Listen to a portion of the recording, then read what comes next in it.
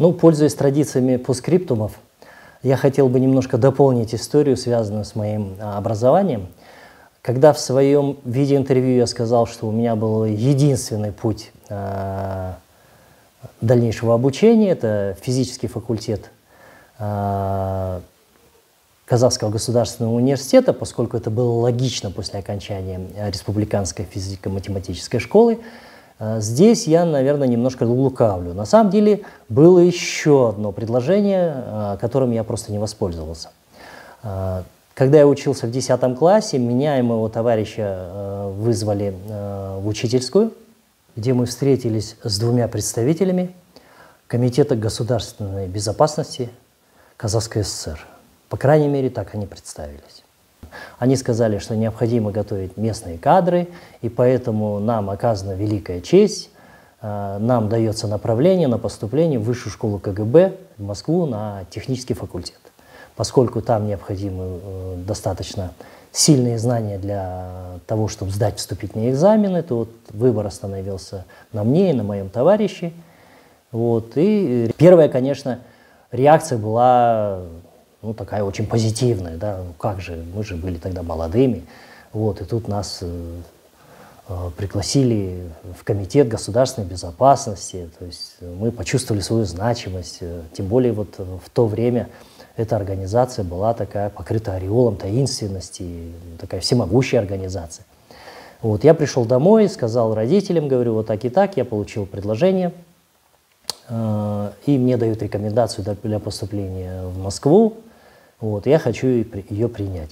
На что, в общем-то, реакция родителей была достаточно спокойная, папа сказал, хорошо, если это твой выбор, то я его одобряю.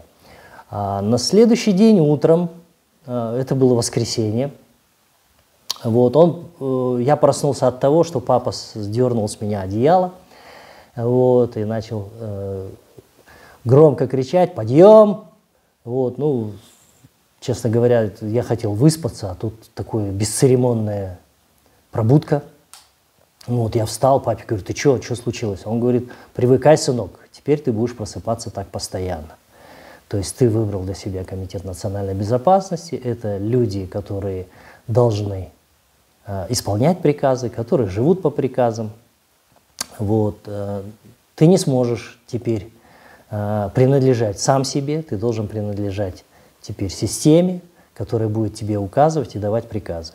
Вот. Если ты с этим согласен, это будет касаться не только сегодняшнего утра, это будет касаться в целом твоей жизни в будущем. Если ты с этим согласен, то значит ты выбрал именно свое предназначение. Вот. Но учти, что ты не сможешь в будущем там говорить, что тебе это не нравится, ты не сможешь в будущем отказаться, потому что это приказ. Ты дашь присягу, и ты будешь вынужден выполнять приказы, и вполне возможно, зачастую эти приказы тебе не будут нравиться, зачастую они будут отдаваться людьми, которых ты не будешь уважать, но они выше тебя по званию, и ты обязан будешь следовать этим приказам. Вот. После этого я задумался. Честно говоря, такая будущая перспектива мне не очень понравилась, когда кто-то должен мне указывать, что я должен делать. Вот. И при этом у меня нет никакого права выбора.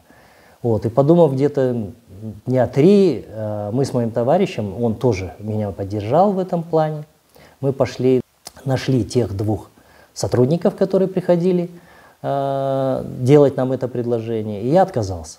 Я сказал, что нет, это не мое, я сугубо штатский человек, я привык сам распоряжаться собой, и поэтому спасибо огромное за их предложение, но я для себя выбираю все-таки другой путь. Вот. Они, конечно, были достаточно сильно разочарованы, вот. Потом уже сталкиваясь с сотрудниками Комитета государственной безопасности в прошлом, вот, я понял причину их разочарования. Оказывается, для того, чтобы сделать такое предложение, вот, та кандидатура, которой такие предложения делаются, изучается в течение достаточно длительного времени.